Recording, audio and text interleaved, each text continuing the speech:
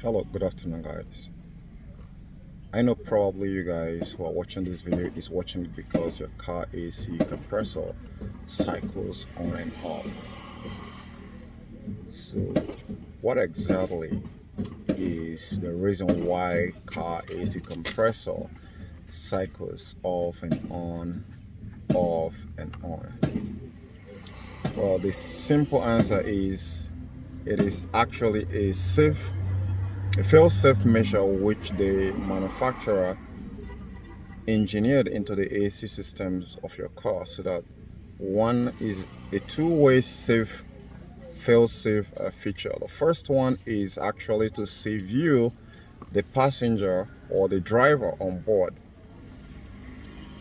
Then the second is to save the compressor from getting damaged. So when you see your car AC cycles off and on, that is typically what it is.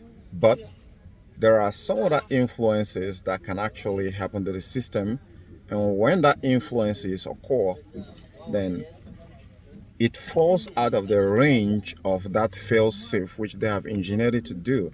And within this very parameter here, that is where you often find your AC cycling off and on. That is simple as it is. Now, if you want to know how to fix car AC that cycles off and on, I'm going to be discussing it in the next video. That's going to be taking just about 10 minutes. It's going to be talking about almost 7 ways to fix car AC that shuts off and come on, cycle off and on. So do give this video a thumbs up, subscribe to my channel if you learn anything new by watching this very video, and share it with others who are having this very problem. Now, let me say that the fail-safe which I actually said here is to protect you, because if the power that goes into the compressor, which most oftentimes is a fixed displacement compressor, continues, then it's gonna keep pumping refrigerant, compressing refrigerant, and sending it to the condenser. The condenser condense it and send it to the expansion valve, get reduced and send it to the cooling coil or the evaporator coil, and it keep sending more cold air into the system. Now there is a thermistor within the evaporator coil which monitors how much frost that is being formed, or the temperature of the AC, the temperature of the cooling that is actually occurring in the evaporator coil. So when it reaches the limit which has been placed, that is a limit within any human body can be able to take, then it cuts off, and that is what you now know as short cycling. Now it comes back on when the temperature within the car starts building up again. It's well calculated that within the time which you started seeing the AC compressor cycles off, it has reached a saturated point within the evaporator coil that it can no longer send more cold refrigerant. Now you will understand this more in the next video. Now on the other side, in protecting the compressor, it is most often times when either a liquid refrigerant starts coming back to the compressor.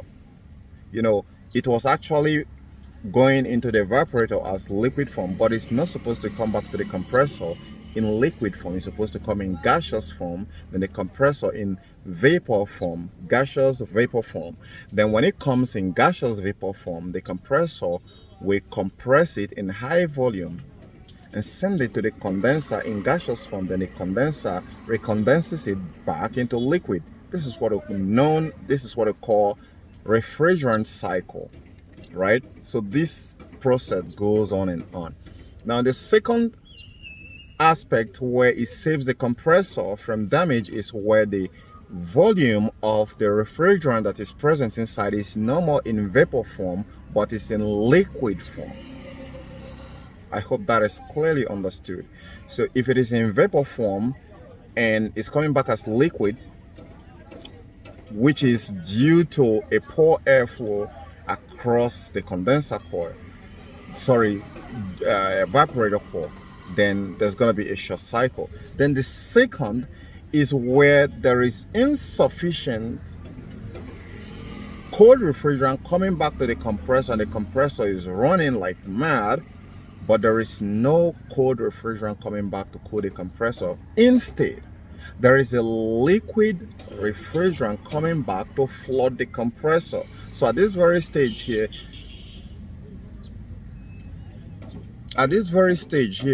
there is a mixture, a serious mixture of vaporized refrigerant and liquid refrigerant. So it's saturated to the point that if it continues, it's going to damage the AC compressor pistons, bearings, and internal structure. And so that's going to result into internal structural deformity. So whenever you see your car AC compressor cycling off and on, I want you to observe it very carefully. The suction line is sweating really hard. And what that means is there is a certain degree of that sweating that it gets. What goes on inside it is going from a saturated liquid vapor R134A and going into more saturated liquid refrigerant coming back to the compressor. And your AC compressor by the manufacturer is not designed to pump liquid refrigerant.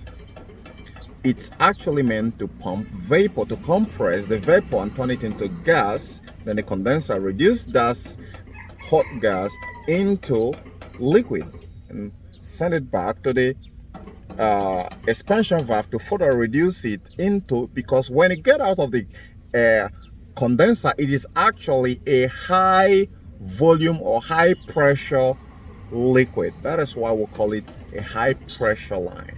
That is why we call it a head pressure. And you notice that is where, just after the condenser, that is where they take the head pressure reading from. That's where they give you the high pressure reading from, because within this very stage that is there, at the point where they connect the high pressure service port there for you to connect your quick connect coupler, that is where the high pressure readings from the condenser is.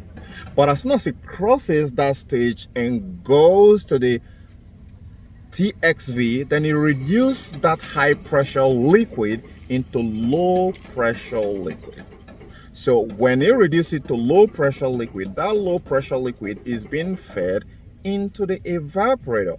And when it's being fed into the evaporator, you'll receive a cold refrigerant. It conditions every air that passes through the fin of the evaporator. Now, what happens if what comes out of the condenser, it's not a vaporized refrigerant, but a liquid? Well, that's going to be catastrophic, because the way the manufacturer designed it, in my own analytics, there is a certain level of gas that is going to be within the the condenser. Let's say between the middle up is supposed to be the gas, and within the middle down is supposed to be the high volume condensed refrigerant. All right, I hope this is clear. But it's more like within this very section here, if anything above, let's say within the middle of the condenser, is supposed to be more like a reservoir for the refrigerant. So if anything from the middle started going up is saturated with liquid refrigerant, then that is dangerous for your AC system.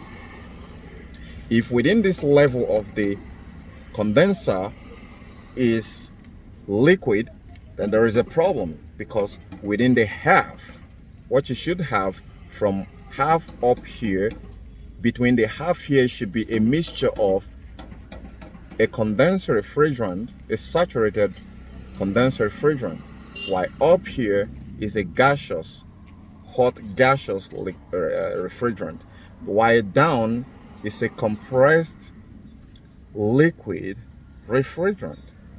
in high volume, in high pressure. So I hope you guys understand this very clearly.